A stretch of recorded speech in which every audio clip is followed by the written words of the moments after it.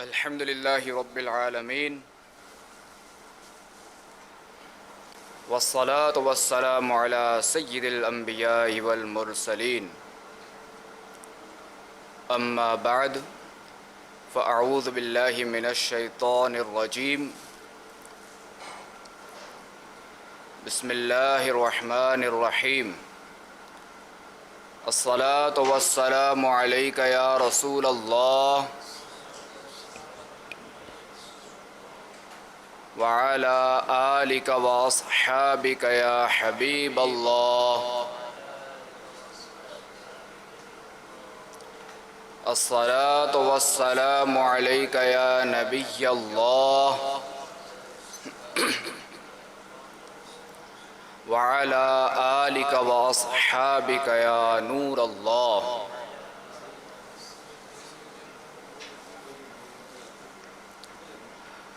خاتم النبیین صلی اللہ تعالی علیہ وآلہ وسلم کا فرمان ہے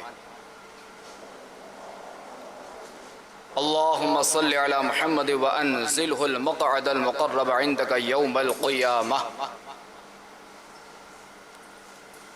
جو شخص یوں درود پاک پڑھے اس کے لیے میری شفاعت واجب ہو جاتی ہے، وہ سلامت رہا قیامت میں پڑھ لیے جس نے دل سے چار سلام، میرے پیارے پہ میرے آقا پر میری جانب سے لاکھ بار سلام، میری بگڑی بنانے والے پر بھیج اے میرے کردگار سلام۔ صلو علی الحبیب صلی اللہ تعالی علی محمد صلی اللہ علیہ وسلم۔ توبوا الی اللہ صلو علی الحبیب صلی اللہ تعالی علی محمد۔ میٹھے میٹھے اسلامی بھائیوں اور مدنی چینل کے ناظرین،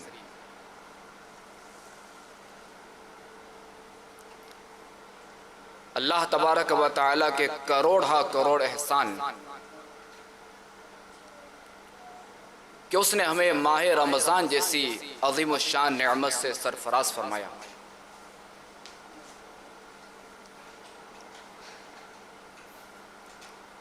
اور اس کا جتنا بھی شکر ادا کریں اپنے مالک کا وہ کم ہے،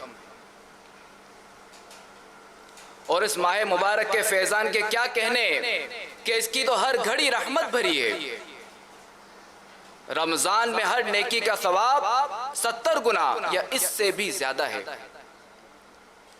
نفل کا ثواب فرض کے برابر، اور فرض کا ثواب 70 گنا کر دیا جاتا ہے۔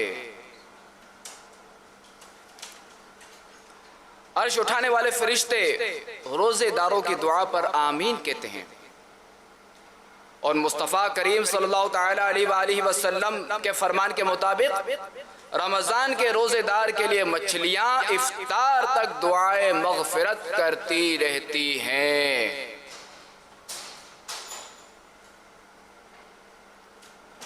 مگر اب اس ماہ مبارک کے کچھ ہی گھنٹے رہ گئے ہیں یا 1-2 دن رہ گئے ہیں، اور 2 دن کے بعد یہ برکتوں رحمتوں اور مغفرتوں کی خیرات بانٹنے والا مہینہ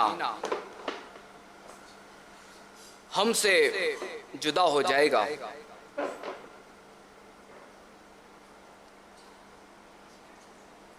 میرے میٹھے میٹھے اسلامی بھائیوں اور مدنی چینل کے ناظرین،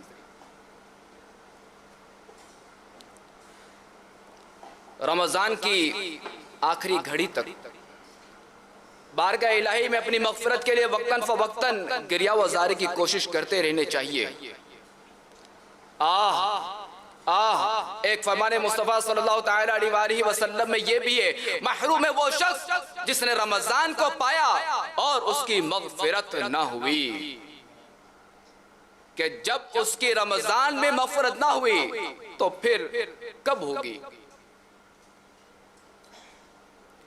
واسطہ رمضان کا یا رب ہمیں تو بخش دے، واسطہ رمضان کا یا رب ہمیں تو بخش دے، واسطہ رمضان کا یا رب ہمیں تو بخش دے،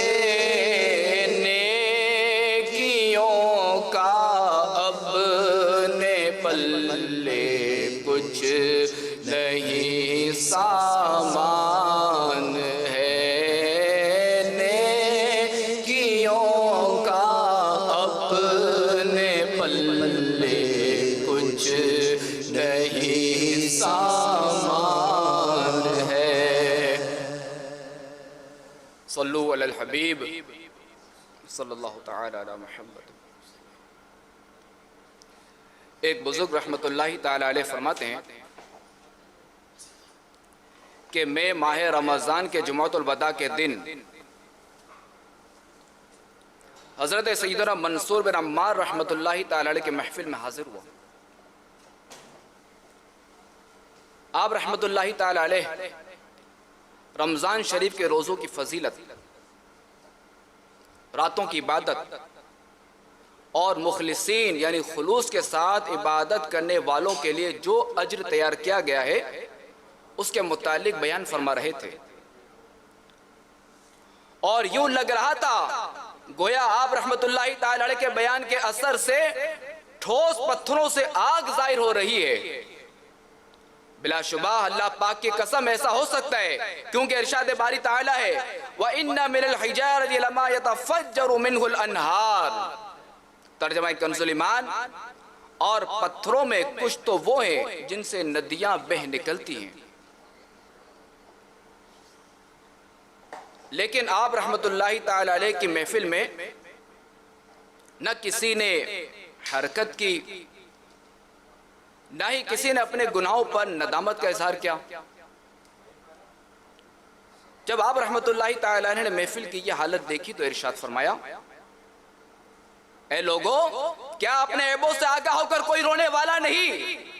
کیا یہ توبہ و استغفار کا مہینہ نہیں؟ کیا یہ عفو و مغفرت یعنی معافی ملنے اور بخشے جانے کا مہینہ نہیں؟ کیا اس ماہ مبارک میں جنت کے دروازے نہیں کھولے جاتے؟ کیا اس ماہ مبارک میں جہنم کے دروازے بند نہیں کیے جاتے؟ کیا اس میں شیاطین کو قید نہیں کیا جاتا؟ کیا اس ماہ سیام میں یعنی روزوں کے مہینے میں انعام و اکرام کی بارشیں نہیں ہوتی؟ کیا اس بابرکت ماہ میں اللہ پاک تجلی نہیں فرماتا؟ کیا اس ماہ مبارک میں ہر رات باوقت افطار 10 لاکھ گناہگار جہنم سے آزاد نہیں کیے جاتے؟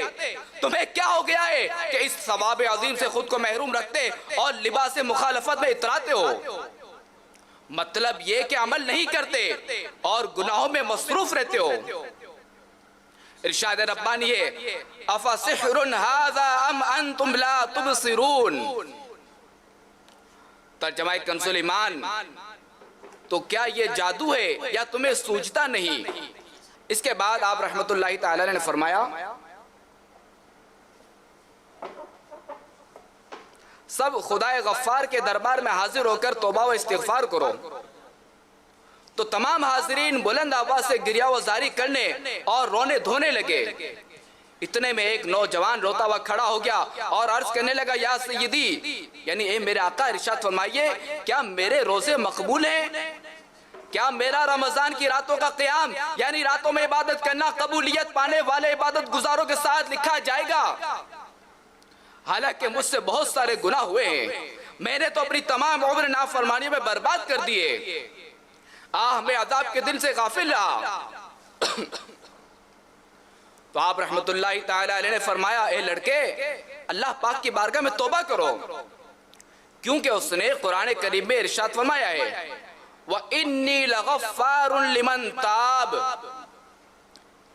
ترجمہ کنز ایمان، اور بے شک میں بہت بخشنے والا ہوں اسے جس نے توبہ کی۔ پھر آپ رحمت اللہ تعالی علیہ نے قاری کو یہ آیت مبارکہ پڑھنے کا حکم فرمایا وَهُوَ الَّذِي يَقْبَلُ التَّوْبَةَ عَنْ عِبَادِهِ وَيَعْفُو عَنِ السَّيِّئَاتِ۔ ترجمہ کنز ایمان، اور وہی ہے جو اپنے بندوں کی توبہ قبول فرماتا اور گناہوں سے درگزر فرماتا ہے۔ اس نوجوان نے یہ سن کر ایک زوردار چیخ ماری اور کہا میری خوش نصیبی ہے کہ اللہ پاک کا احسان مجھ تک پہنچتا رہا، لیکن اس کے باوجود میں نافرمانیوں میں اضافہ کرتا رہا اور غلط راستے سے نہ لوٹا۔ کیا گزرے ہوئے وقت کی جگہ کوئی اور وقت ہوگا کہ جس میں اللہ پاک درگزر فرمائے گا؟ پھر اس نے دوبارہ چیخ ماری اور اپنی جان آفرین کے سپرد کر دی، یعنی وفات پا گیا۔ یہ حکایت نقل کرنے کے بعد صاحب کتاب حضرت سیدنا شیخ شعیب حریفیش رحمت اللہ تعالی علیہ فرماتے ہیں میرے بھائیوں، ماہ رمضان کے فراق یعنی جدائی پر کیوں نہ رویا جائے اور عفو مغفرت کے مہینے کی رخصت پر کیوں نہ افسوس کیا جائے؟ اس مہینے کی جدائی پر کیوں نہ غم کیا جائے جس میں گناہگاروں کو جہنم سے آزادی نصیب ہوتی ہے؟ اللہ پاک کی ان پر رحمت ہو اور ان کے صدقے ہماری بے حساب مغفرت ہو۔ کر رہے ہیں تجھ کو رو رو کر مسلمان الوداع، آہ اب تو چند گھڑیوں کا فقط مہمان ہے، واسطہ رمضان کا یا رب ہمیں تو بخش دے، نیکیوں کا اپنے پلے کچھ نہیں سامان ہے۔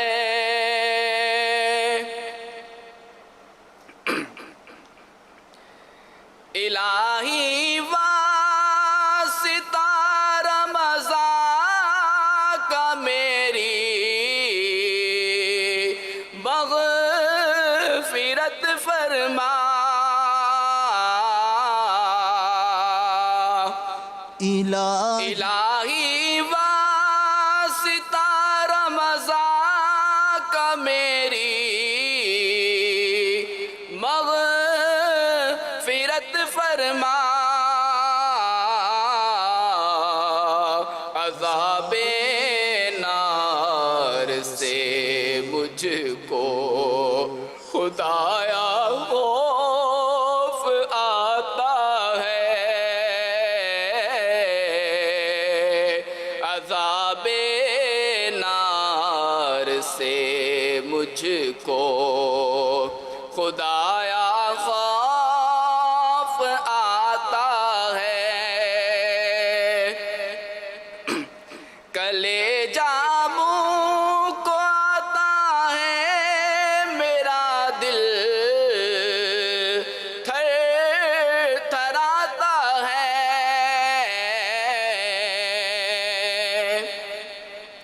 کلیجہ منہ کو آتا ہے میرا دل تھر تھراتا ہے، کرم یا رب کرم یا رب کرم یا رب، اندھیرا قبر کا جب یاد آتا ہے، کرم یا رب اندھیرا قبر کا جب یاد آتا ہے، اندھیری قبر کا احساس ہے، پھر بھی نہیں جاتی،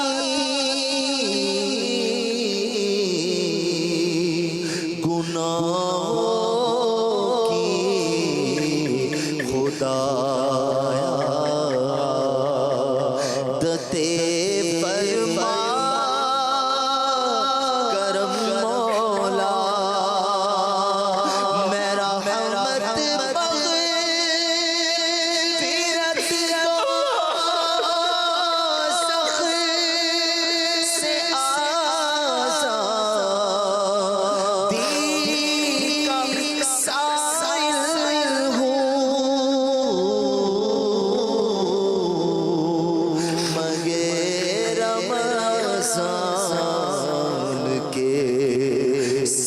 میں فرما دے کرم کرم مولا مگے رمضان کے صدقے فرما دے کرم کرم مولا صلو علی الحبیب توبوا الی اللہ۔ حضرت سیدنا کعب الاحبار رحمت اللہ تعالی علیہ فرماتے ہیں اللہ پاک نے حضرت سیدنا موسیٰ کلیم اللہ علیہ نبینا علیہ السلام کی جانب وحی فرمائی کہ موسیٰ بن عمران جو قیامت کے دن اپنے نامہ اعمال میں 10 رمضان لے کر آئے گا وہ عاجزی و انکساری کرنے والوں میں شمار ہوگا۔ جو 20 رمضان لے کر آئے گا وہ نیکوکاروں میں سے ہوگا، اور جو 30 رمضان لے کر آئے گا وہ میرے نزدیک شہیدوں سے افضل ہوگا۔ اے موسیٰ بن عمران، میں نے حاملین عرش یعنی عرش اٹھانے والے فرشتوں کو حکم دے رکھا ہے کہ وہ رمضان میں عبادت سے رک جائیں، اور جب جب رمضان کے روزے دار دعا مانگیں تو وہ ان کی دعا پر آمین کہیں۔ اور میں نے اپنے کرم سے خود پر لازم کیا ہے کہ میں رمضان کے روزے رکھنے والے کی دعا کو رد نہیں کروں گا۔ اے موسیٰ بن عمران، میں رمضان کے مہینے میں آسمانوں، زمین، پہاڑوں، درختوں اور چوپائیوں کے دل میں یہ بات ڈالتا ہوں کہ وہ رمضان کے روزے داروں کے لیے استغفار کریں۔ اے موسیٰ بن عمران، رمضان میں روزے رکھنے والے 3 افراد تلاش کرو اور ان کے ساتھ اٹھو بیٹھو، ان کے ساتھ نماز پڑھو اور ان کے ساتھ کھاؤ پیو، کیونکہ میرا انتقام اور عذاب ایسی جگہ نازل نہیں ہوتا جہاں رمضان کے روزے رکھنے والے 3 افراد ہوں۔ اے موسیٰ بن عمران، میں نے مخلوق کو پیدا کرنے سے پہلے اپنے کرم سے خود پر لازم کر لیا کہ جو ماہ رمضان میں پیاس برداشت کرے گا میں بروز قیامت اسے سیراب کروں گا۔ اے موسیٰ بن عمران، اگر تم بیمار ہو جاؤ تو روزے داروں کو حکم دو کہ وہ تمہیں ساتھ لے جائیں، اور اگر تم سفر میں ہو تو واپس آ جاؤ، اور ان عورتوں کو جن کو روزے رکھنے کی اجازت نہیں اور روزے سے عاجز بوڑھوں سے کہو کہ میرے ساتھ وہاں چلو جہاں رمضان کے روزے دار ہیں، کیونکہ اگر میں زمین و آسمان کو اجازت دوں تو وہ انہیں سلام کریں اور ان سے بات چیت کریں اور انہیں اس اجر و ثواب کی خوشخبری دیں جو میں انہیں عطا فرماؤں گا۔ اور میں آسمان و زمین سے ارشاد فرماتا ہوں کہ میرے جن بندوں نے رمضان میں میرے لیے روزے رکھے انہیں سنا دو کہ تم اپنے ٹھکانوں کی طرف لوٹ جاؤ، تم نے مجھے راضی کر دیا اور میں نے تمہارے لیے روزوں کا ثواب یہ رکھا ہے کہ تمہیں آگ سے آزاد کر دوں گا، تم سے آسان حساب لوں گا، تم جب تک دنیا میں رہو گے تمہارے رزق میں وسعت و فراخی دوں گا، تمہارے خرچ کا بہترین بدلہ دوں گا، تمہاری غلطیوں کو معاف کروں گا، اقتدار والوں کے سامنے تمہیں رسوا نہیں فرماؤں گا۔ میری عزت کی قسم، رمضان کے روزے اور ان کے فضائل کو جمع کر لینے کے سبب آج کے بعد تم اپنی آخرت سے متعلق مجھ سے کچھ بھی مانگو گے میں تمہیں عطا کروں، اور اگر تم اپنی دنیا سے متعلق سوال کرو گے تو اس میں تمہاری بھلائی پر نظر فرماؤں گا۔ اے موسیٰ بن عمران، رمضان میں سحری کرتے وقت دنیا و آخرت کی جس شے کا مجھ سے سوال کرو گے عطا کروں گا، کیونکہ میں اس وقت مانگنے والے کو خالی نہیں لوٹاتا۔ مجھ سے بڑی شے کا سوال کرنے میں میری طرف سے بخل کا اندیشہ نہ کرو، نہ چھوٹی شے کا سوال کرنے میں حیا کرو، حتیٰ کہ باوقت دھلائی کپڑے کوٹنے والا ڈنڈا اور اپنی بکری کا چارہ بھی مجھ سے مانگو۔ اے موسیٰ، محمد اور ان کی امت صلی اللہ علیہ وسلم سال میں 1 مہینے روزے رکھے گی اور وہ ماہ رمضان ہے، میں انہیں اس ماہ کے ہر دن کے روزے کا بدلہ یہ عطا کروں گا کہ وہ ہر دن جہنم سے 100 سال کی مسافت سے دور کر دیے جائیں گے، انہیں ہر نفلی عبادت کا اجر فرض کے برابر دوں گا۔ میں اس امت کے لیے اس مہینے میں ایک ایسی رات رکھوں گا کہ اس میں جس نے ایک مرتبہ بھی سچے دل سے مغفرت طلب کی اور اسی رات یا اس مہینے میں انتقال کر گیا تو اسے 30 شہیدوں کا اجر عطا فرماؤں گا۔ تجھ پہ صدقے جاؤں رمضان تو عظیم شان ہے، تجھ پہ صدقے جاؤں رمضان تو عظیم شان ہے، تجھ پہ نازل حق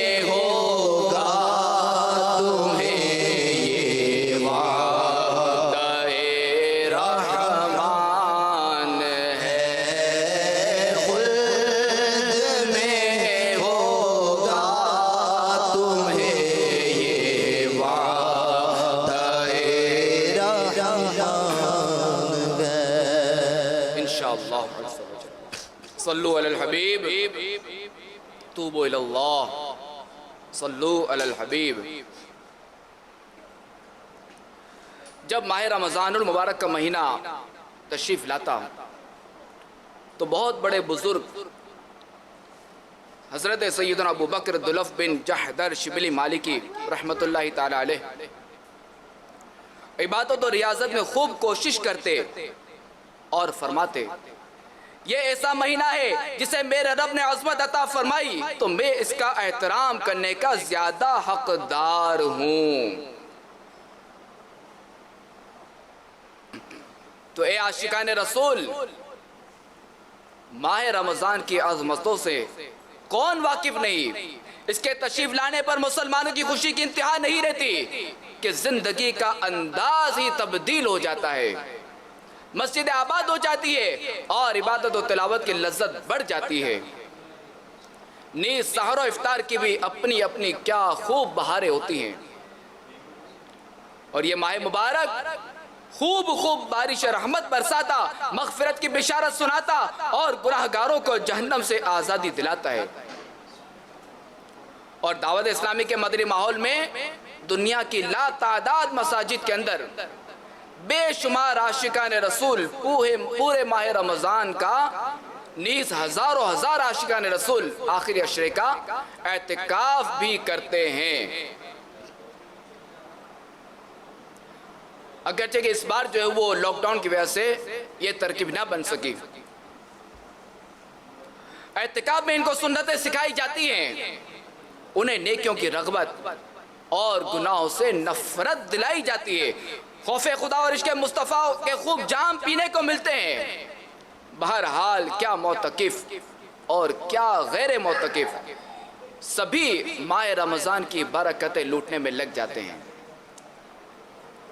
اور ایسے محترم مہمان سے کیوں محبت نہ کی جائے جو اتنے بڑے انعامات عطا فرماتا ہے۔ اور ماہ رمضان سے محبت کے اظہار کا ہر ایک کا اپنا انداز ہوتا ہے۔ ایک بزرگ رحمت اللہ تعالی علیہ فرماتے ہیں کہ پہلے کے لوگ رمضان سے قبل 6 مہینے، پہلے کے لوگ رمضان سے 6 مہینے پہلے اور رمضان سے 6 مہینے پہلے رمضان کو پانے کی، اور رمضان کے بعد یعنی رمضان کے 6 مہینے کے بعد رمضان کے بعد 6 مہینے عبادت رمضان کی قبولیت کی دعا کرتے تھے۔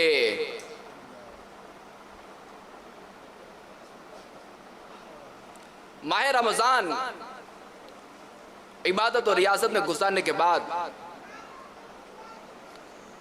آخری رات وفات پانے والی ایک نیک بندی کی حکایت سنیے، اور اس میں سے اپنے لیے مدنی پھول چنیے۔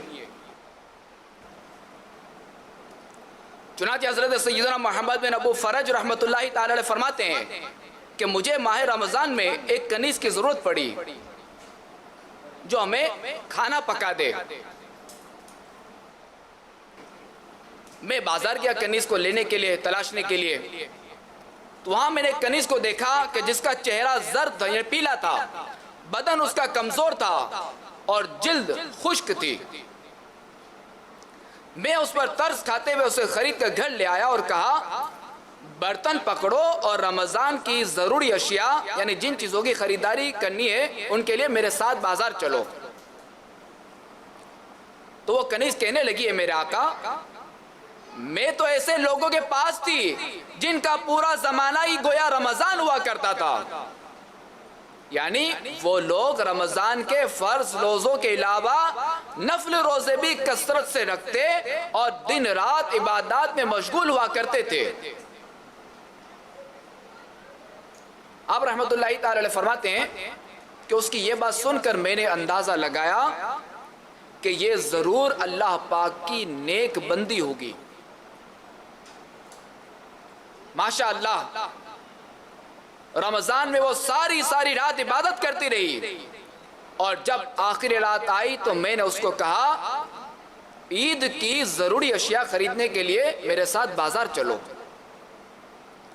تو وہ پوچھنے لگی میرے آقا عام لوگوں کی ضروریات خریدیں گے یا خاص لوگوں کی؟ تو میں نے اسے کہا اپنی بات کی وضاحت کرو۔ تو وہ کہنے لگی عام لوگوں کی ضروریات تو عید کے مشہور کھانے ہیں، جبکہ خاص لوگوں کی ضروریات مخلوق سے کنارہ کش ہونا، عبادت کے لیے فارغ ہونا، نوافل کے ذریعے اللہ پاک کا قرب حاصل کرنا اور اس کی بارگاہ میں عجز و انکساری کا اظہار کرنا ہے۔ یہ سن کر میں نے کہا میری مراد کھانے کی ضروری اشیاء ہیں۔ اس نے پھر پوچھا کون سا کھانا، جو جسموں کی غذا ہے وہ یا دلوں کی؟ تو میں نے کہا اپنی بات واضح کرو۔ تو اس نے مجھے بتایا جسموں کی غذا تو کھانا پینا ہے، جبکہ دلوں کی غذا گناہ چھوڑنا اور اپنے عیوب دور کرنا، محبوب کے دیدار سے لطف اندوز ہونا اور مقصود کے حصول یعنی مراد پوری ہونے پر راضی ہونا ہے۔ لیکن یہ چیزیں حاصل کرنے کے لیے خشوع، پرہیزگاری، ترک تکبر، مالک و مولا کی طرف رجوع اور ظاہر و باطن میں صرف اسی پر بھروسہ کرنا ہے۔ پھر وہ کنیز نماز کے لیے کھڑی ہو گئی۔ اس نے پہلی رکعت میں پوری سورہ بقرہ پڑھی، پھر سورہ آل عمران شروع کر دی، پھر ایک سورت ختم کر کے دوسری سورت شروع کرتی رہی، یہاں تک کہ 13ویں پارے میں سورہ ابراہیم کی آیت نمبر 17 پر پہنچ گئی۔ يَتَجَرَّعُهُ وَلَا يَكَادُ يُسِيغُهُ وَيَأْتِيهِ الْمَوْتُ مِنْ كُلِّ مَكَانٍ وَمَا هُوَ بِمَيِّتٍ وَمِنْ وَرَائِهِ عَذَابٌ غَلِيظٌ۔ ترجمہ کنز ایمان، بمشکل اس کا تھوڑا تھوڑا گھونٹ لے گا اور گلے سے نیچے اتارنے کی امید نہ ہوگی، اور اسے ہر طرف سے موت آئے گی اور مرے گا نہیں، اور اس کے پیچھے ایک گاڑھا عذاب۔ پھر وہ روتی ہوئی اسی آیت کو دہراتی رہی یہاں تک کہ بے ہوش ہو کر زمین پر گر پڑی۔ جب میں نے اسے ہلایا جلایا تو اس کی روح قفس انصری سے پرواز کر چکی تھی۔ اللہ رب العزت کی ان پر رحمت ہو اور ان کے صدقے ہماری بے حساب مغفرت ہو۔ دست بستہ التجا ہے ہم سے راضی ہو کے جا،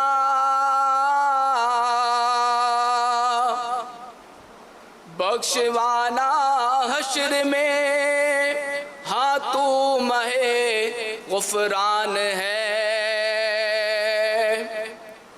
السلام ماہ رمضان تجھ پہ ہو لاکھوں سلام، ہجر میں اب تیرا ہر عاشق ہوا بے جان ہے۔ الفراق والفراق اے رب کے مہمان، الفراق الوداع اب چل دیا تو اے ماہ رمضان ہے۔ ہائے صد افسوس رمضان کی نہ ہم نے قدر کی،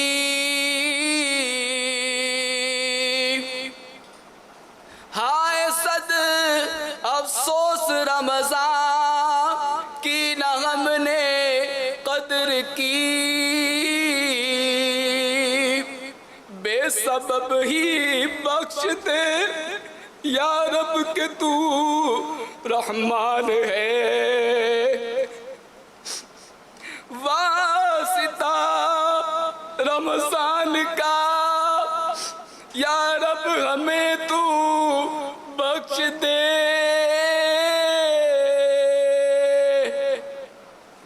نیکیوں کا اپنے پلے کچھ نہیں سامان ہے۔ صلو علی الحبیب صلی اللہ تعالی علی محمد، توبوا الی اللہ، صلو علی الحبیب، توبوا الی اللہ۔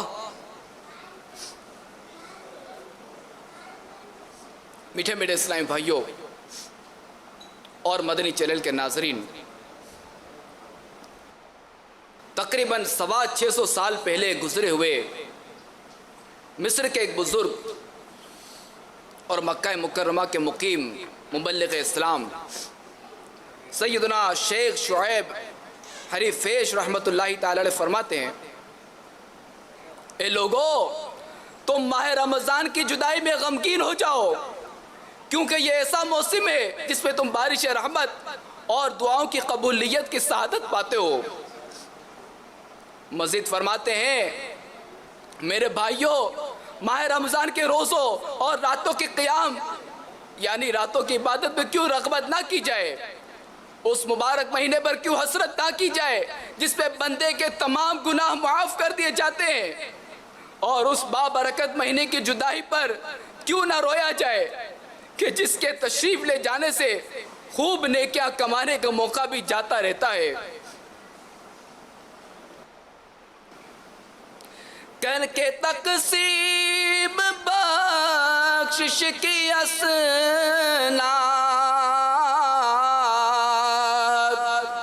آہ رنجیدہ دل کر کے تو شاد، کر کے تقسیم بخشش کی اسناد،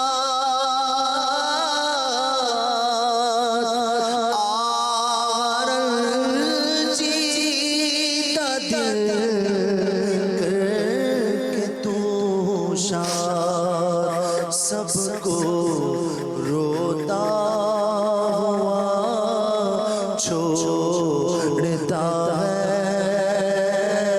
سب کو روتا ہوا چھوڑتا ہے، ہائے تڑپا رمضان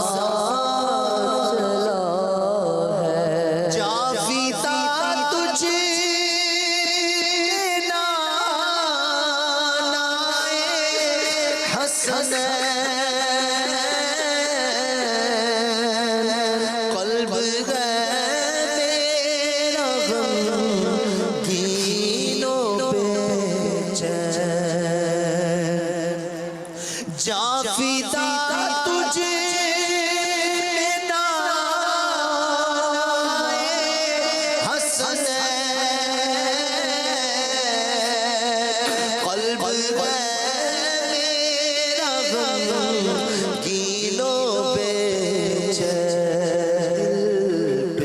صدمہ بڑھا جا رہا ہے، دل پہ صدمہ بڑھا جا رہا ہے، ہائے تڑپا کے رمضان چلا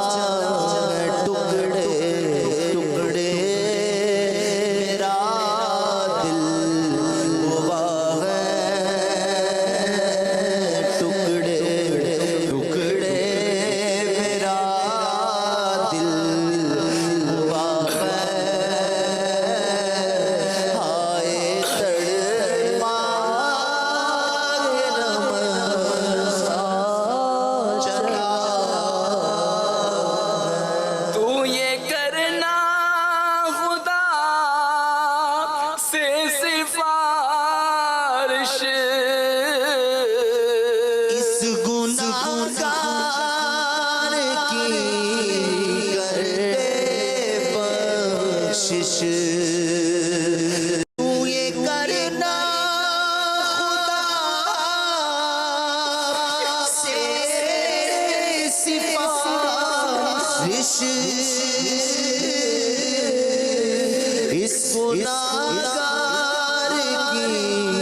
کر دے بخشش، تجھ سے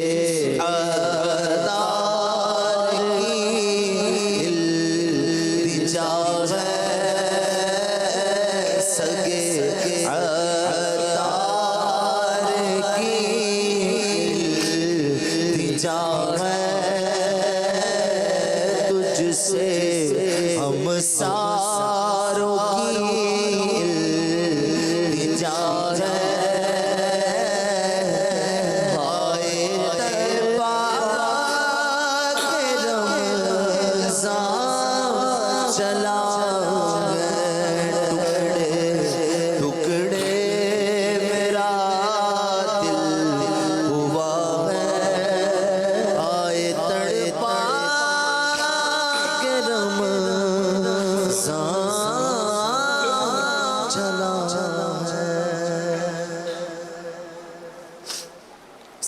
الحبیب توبوا الی اللہ صلو علی الحبیب۔ حضرت مفتی احمد یار خان علیہ رحمۃ اللہ الحنان مرآت جلد 3 صفحہ نمبر 137 سے فرماتے ہیں کہ ماہ رمضان کی آمد پر خوش ہونا، یعنی اس کے آنے پر خوش ہونا، ایک دوسرے کو مبارکباد دینا سنت سے ثابت ہے، اور جس کی آمد یعنی آنے پر خوشی ہونی چاہیے اس کے جانے پر غم بھی ہونا چاہیے۔ اسی لیے اکثر مسلمان جمعۃ الوداع کو مغموم اور چشمے پر نم یعنی غمگین ہوتے اور رو رہے ہوتے ہیں، اور خطباء یعنی خطیب صاحبان اس دن میں کچھ وداعیہ کلمات یعنی الوداع ماہ رمضان سے متعلق کچھ جملے کہتے ہیں تاکہ مسلمان باقی بچی ہوئی گھڑیوں کو غنیمت جان کر نیکیوں میں اور زیادہ کوشش کریں۔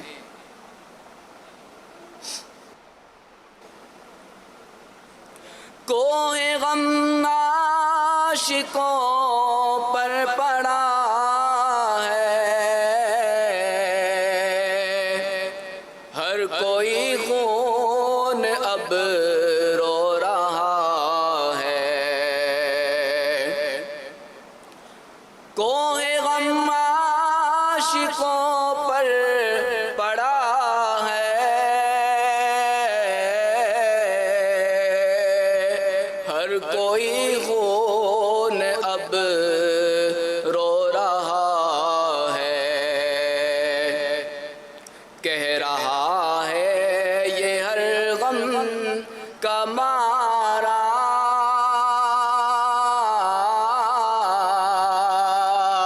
الوداع الوداع رمضان، الوداع رمضان، الوداع الوداع رمضان۔ یاد رمضان کی تڑپا رہی ہے، آنسوؤں کی جھڑی لگ گئی ہے، کہہ رہا ہے یہ ہر ایک قطرہ الوداع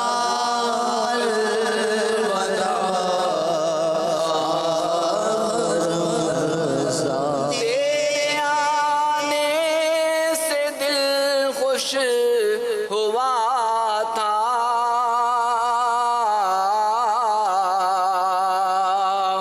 اور ذوق عبادت بڑھا تھا، تیرے آنے سے دل خوش ہوا تھا،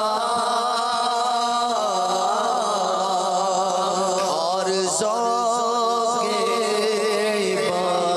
عبادت بڑھا تھا۔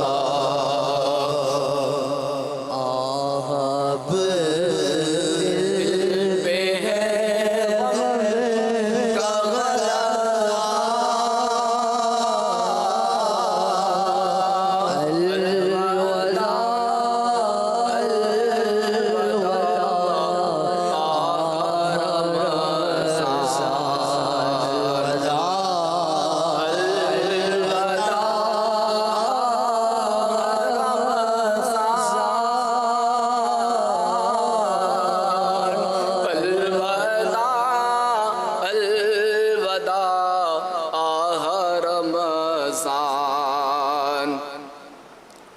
جب گزر جائیں گے ماہ 11،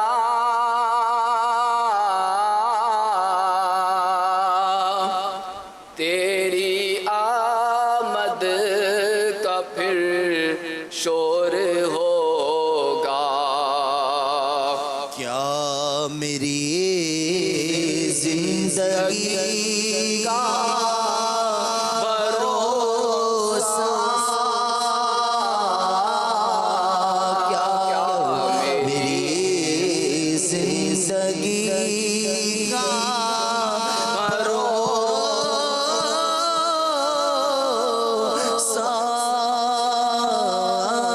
کیا میری زندگی کا بھروسہ. الوداع الوداع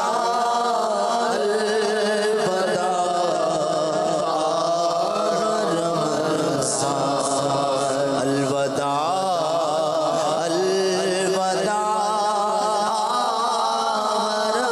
رمضان،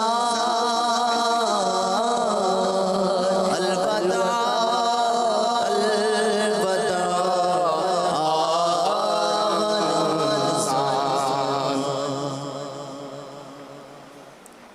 میٹھے میٹھے اسلام بھائیوں اور مدنی چینل کے ناظرین، الوداع ماہ رمضان کے اشعار پڑھنا یہ ایک عمدہ کام ہے، البتہ فرض یا واجب نہیں، بلکہ یہ مباح ہے. مباح وہ کہ جس کا کرنا نہ کرنا اجر و ثواب و گناہ برابر ہے. یعنی مباح ایسا عمل ہے کہ جس کے کرنے پر ثواب بھی نہ ملے اور جس کے نہ کرنے پر گناہ بھی نہ ملے، اور جس کے کرنے پر گناہ بھی نہ ملے اور جس کے نہ کرنے پر ثواب بھی نہ ملے. البتہ اگر مباح کام میں اچھی نیت شامل کر لی جائے، کار خیر کی نیت شامل کر لی جائے، تو اب یہی مباح کام مستحب اور کار ثواب ہو جاتا ہے، یعنی ثواب والا ہو جاتا ہے. لہذا الوداع ماہ رمضان بھی اچھے مقصد، مثلا گناہوں اور کوتاہیوں پر ندامت اور آئندہ نیکیوں بھرا رمضان گزارنے کی نیت سے پڑھنا سننا کار ثواب ہے. اعلیٰ حضرت رحمۃ اللہ تعالی علیہ خطبۃ الوداع کے متعلق کیے جانے والے سوال کے جواب میں فرماتے ہیں، وہ یعنی الوداع کا خطبہ اپنی ذات میں مباح ہے. ہر مباح نیت حسن یعنی اچھی نیت سے مستحب ہو جاتا ہے، اور عروض و عوارض سے خلاف یعنی شرعی ممنوعات پر مشتمل ہونے سے مکروہ سے حرام تک، جیسے مردوں اور عورتوں کا ایک ساتھ ہونا، یا اسے یعنی الوداع کے خطبے کو واجب و ضروری سمجھنا، یا عورتوں کا راگ سے اس طرح پڑھنا کہ ان کی آواز مردوں تک پہنچے، یا الوداع کے اشعار کا خلاف شرع ہونا. بہرحال الوداع ماہ رمضان کے کہنے کا موجودہ انداز نیا ہی صحیح، مگر شرعاً اس میں کوئی حرج نہیں. اور یہ بھی یاد رہے کہ مباح کے کرنے یا نہ کرنے پر کوئی ملامت بھی نہیں. سید اعلیٰ حضرت رحمۃ اللہ تعالی علیہ کے خلیفہ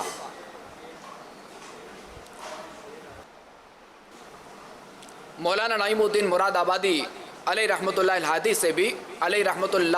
سے بھی الوداع ماہ رمضان پڑھنے کے متعلق سوال ہوا،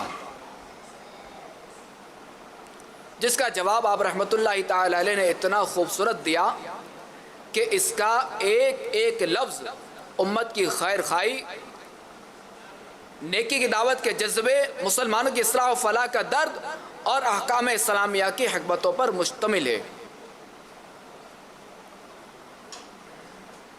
آئیے اس سوال و جواب کے بعض اقتباسات سنتے ہیں. سوال: رمضان المبارک کے آخری جمعے کو خطبۃ الوداع پڑھا جاتا ہے، یعنی رمضان کے آخری جمعے میں خطبۃ الوداع پڑھا جاتا ہے، جس میں رمضان المبارک کے فضائل و برکات کا بیان ہوتا ہے، اور اس ماہ مبارک کے رخصت ہونے اور ایسے بابرکت مہینے میں حسنات و خیرات یعنی نیکیوں اور بھلائیوں کے ذخیرے جمع نہ کرنے پر حسرت و افسوس اور آئندہ کے لیے لوگوں کو عمل خیر کی ترغیب اور باقی ایام رمضان میں کثرت عبادت کا شوق دلایا جاتا ہے۔ مسلمان اس خطبے کو سن کر خوب روتے اور گناہوں سے توبہ و استغفار کرتے اور آئندہ کے لیے نیکی کا عزم کرتے ہیں۔ تو یہ مذکورہ بالا کام جائز ہے یا نہیں؟ کیونکہ بعض لوگ الوداع پڑھنے سے منع کرتے ہیں۔ تو صدر الفاضل سید محمد نعیم الدین مراد آبادی علیہ رحمۃ اللہ الہادی نے جو جواب ارشاد فرمایا وہ یہ کہ اس خطبے سے منع کرنے والوں کے اعتراضات کا جواب یہ فرماتے ہیں کہ آپ کی عبارت کا خلاصہ یہ ہے کہ ان منع کرنے والوں کے پاس ممانعت کی کوئی شرعی دلیل نہیں ہے اور نہ وہ کوئی ایک حدیث یا ایک فقہی عبارت اس کے عدم جواز یعنی ناجائز ہونے میں پیش نہیں کر سکتے، مگر ایسے لوگوں کا طریقہ یہ ہے کہ وہ اپنی ذاتی رائے اور خیال کو دین میں داخل کر دیتے ہیں اور اپنے خیال سے جس چیز کو چاہتے ہیں ناجائز کر ڈالتے ہیں۔ آپ رحمۃ اللہ تعالی علیہ مزید فرماتے ہیں خطبۃ الوداع آخر کس طرح ناجائز ہو گیا کہ خطبے میں جو چیزیں شرعاً مطلوب ہیں یعنی شریعت جو چیزیں چاہتی ہے ان میں سے کون سی ان میں نہیں پائی جاتی، یا کون سا امر ممنوع یعنی ایسا کام جسے اسلام نے منع فرمایا ہو وہ اس میں داخل ہے۔ تذکیر یعنی کوئی ایسی بات کہ جس سے مسلمانوں کو نصیحت ہو۔ خطبے کی سنتوں میں سے ایک سنت ہے رمضان کے گزرے ہوئے ایام یعنی جو دن گزر گئے ان میں عمل خیر رہ جانے پر حسرت و افسوس اور بابرکت ایام کو غفلت میں گزارنے پر قلق و ندامت یعنی پچھتاوا اور اس مبارک مہینے کی رخصتی کے وقت اپنی گزشتہ کوتاہیوں یعنی گزری ہوئی سستیوں کو مد نظر لا کر آئندہ کے لیے تیقظ یعنی ہوشیاری و بیداری اور مسلمانوں کا عمل خیر کی تحریص و تشویق کا یعنی نیکیوں پر ابھارنے کا یہ بہترین طریقہ تذکیر ہے، یعنی یہ نصیحت کا بہترین انداز ہے، اچھا انداز ہے۔ اور اس انداز الوداع ماہ رمضان میں نہایت نافع و سود مند نصیحت و پند یعنی انتہائی مفید وعظ و نصیحت ہے۔ اس کا یہ اثر ہوتا ہے کہ روتے روتے لوگوں کی ہچکیاں بن جاتی ہیں اور انہیں سچی توبہ نصیب ہوتی ہے، بارگاہ الہی میں استغفار کرتے ہیں، آئندہ کے لیے عمل نیک کا مصمم یعنی پکا ارادہ کر لیتے ہیں۔ اس تذکیر یعنی وعظ و نصیحت کو فقہا نے سنت فرمایا ہے۔ صلو علی الحبیب صلی اللہ تعالی علی محمد صلی اللہ علیہ وسلم۔ انشاءاللہ عز و جل ابھی جو وہ اذان ہوگی وہ وبا کے حوالے سے ہوتی ہے۔ اللہ اکبر اللہ اکبر اللہ اکبر اللہ اکبر اشہد ان لا الہ الا اللہ اشہد ان لا الہ الا اللہ اشہد ان محمد رسول اللہ اشہد ان محمد رسول اللہ حی علی الصلاة حی علی الصلاة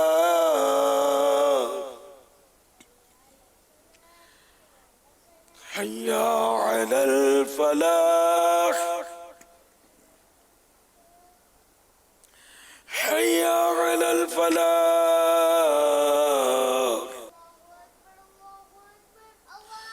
الله أكبر الله أكبر لا إله إلا الله الصلاة والسلام عليك يا رسول الله وعلى آلك وصحابك يا اللهم رب هذه الدعوة التامة والصلاة القائمة آت محمدا الوسیلۃ والفضیلۃ والدرجۃ الرفیعۃ وابعثه مقاما محمودا الذی وعدته واجعلنا فی شفاعته یوم القیامہ انک لا تخلف المیعاد۔ الصلاۃ والسلام علیک یا نبی اللہ وعلی آلک واصحابک یا